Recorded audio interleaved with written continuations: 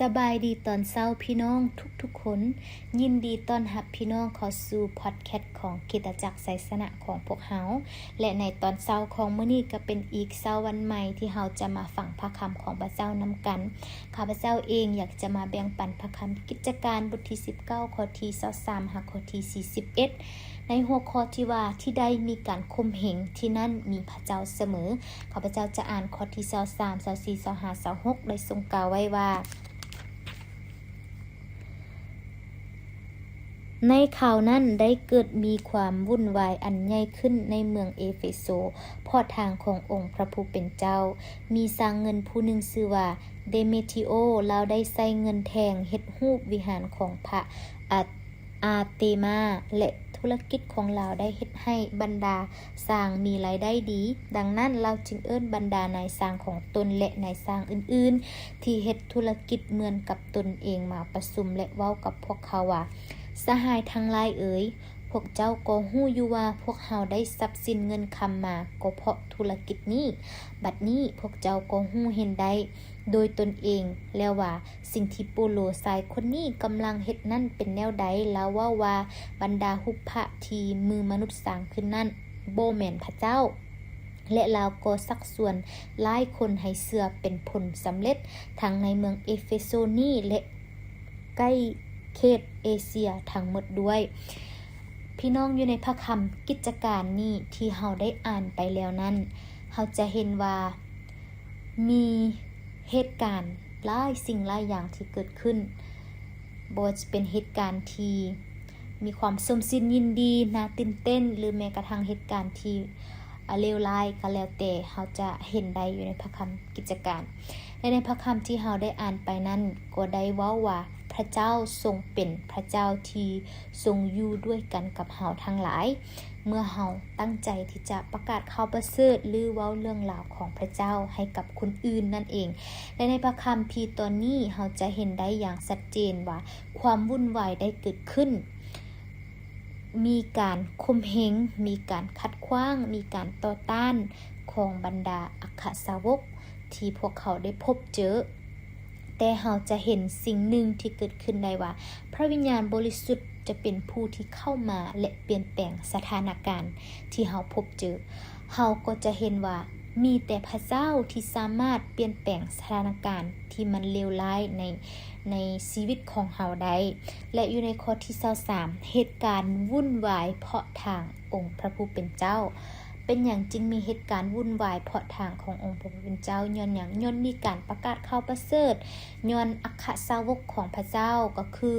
อาจารย์โปโลเนาะเราได้ประกาศข่าวประเสริฐบ่ว่าจะเป็นอยู่เมืองโกรินโธหรือเอเฟโซก็เช่นเดียวกันทุกที่ทุกบ่อนที่เราไปเราได้ประกาศข่าวประเสริฐ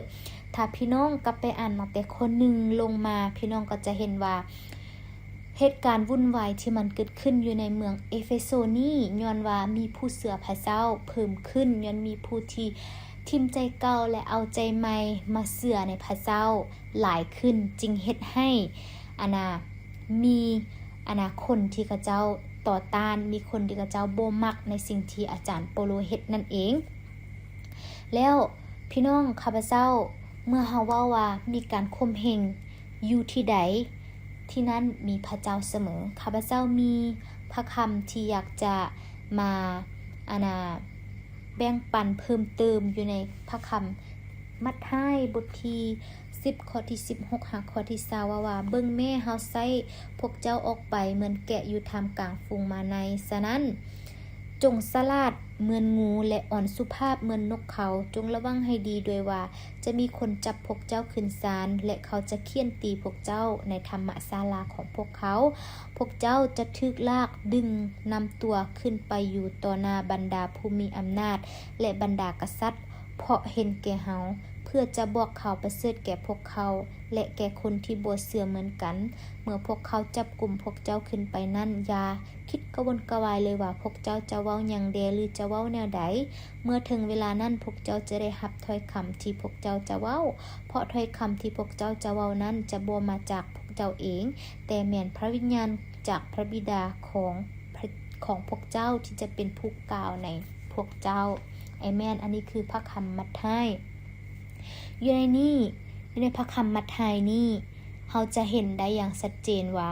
พระเจ้าได้ทรงยืนยันว่าพระองค์จะทรงอยู่ด้วยกันกับเฮา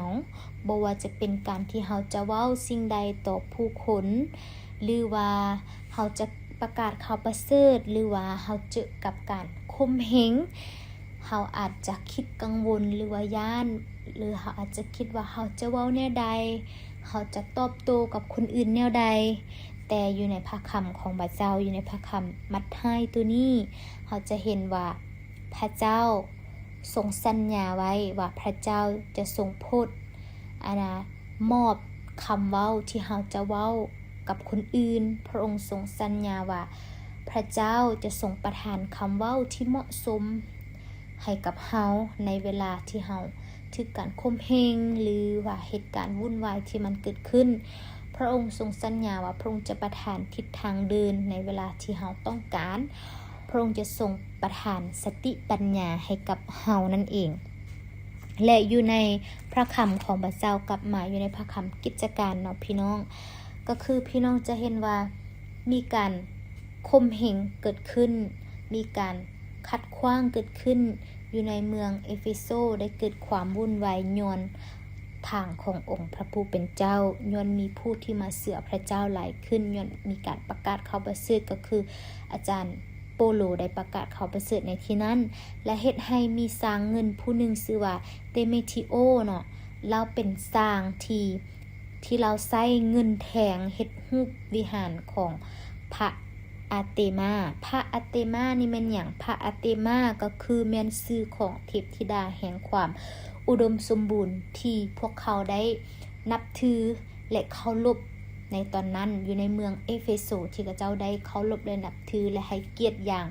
แบบยิ่งใหญ่หลายพี่น้องและในเมื่อมีการประกาศข่าวประเสริฐอาจารย์โปโลได้ประกาศข่าวประเสริฐและผู้คนก็เสื่อพระเจ้าและกลับใจใหม่หันหลังให้กับความบาปและรับบัพติศมาในพระนามของพระเยซูคริสต์ก็เฮ็ดให้สร้างที่ว่ากระเจ้าเฮ็ดธุรกิจเกี่ยวกับสิ่งนี้กระเจ้าบ่มักกระเจ้าคิดว่ากระเจ้าคิดว่าถ้าผู้คนกลับไปเชื่อพระเจ้าถ้าผู้คนเชื่อในพระเยซูคริสต์แล้วมันก็จะเฮ็ดให้บ่มีคนที่จะมาซื้อรูปพระที่พระเจ้าเฮ็ดมาหรือแม้กระทั่งรูปพระอาเตมาที่พระเจ้าเฮ็ดนี้ผู้คนก็จะบ่มานับถือจะบ่มาซื้อและมันจะมีผลกระทบต่อธุรกิจของพระเจ้าก็เลยเฮ็ดให้พระเจ้ารู้สึกว่าพระเจ้าบ่มักหลายในสิ่งที่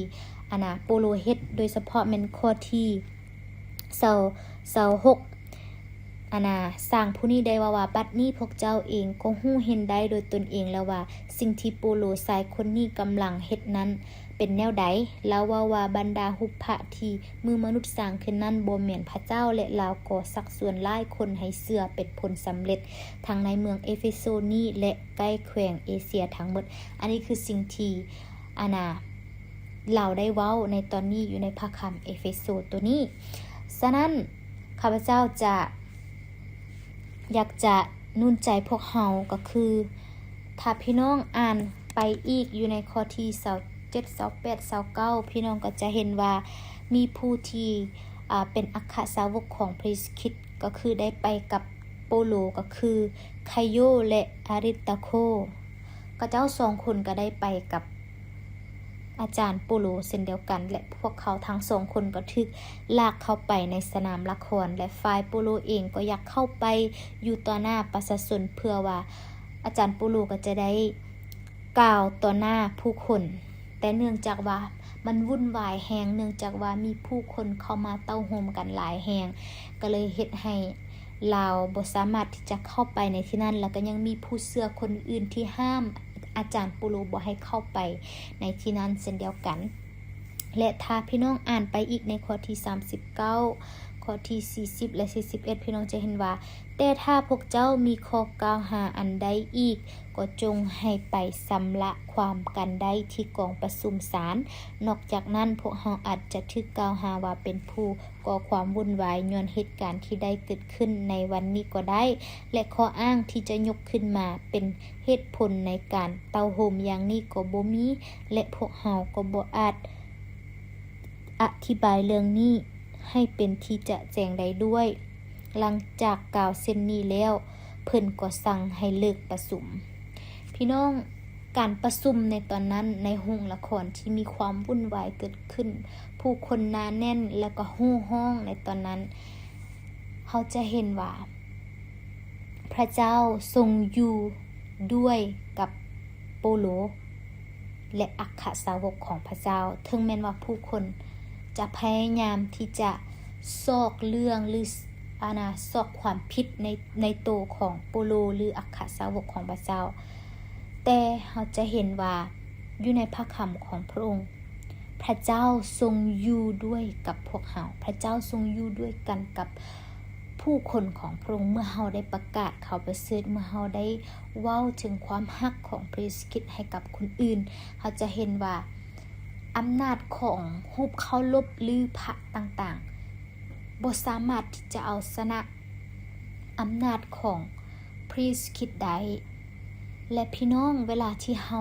สับสนวุ่นวายเฮาเห็นการช่วยกู้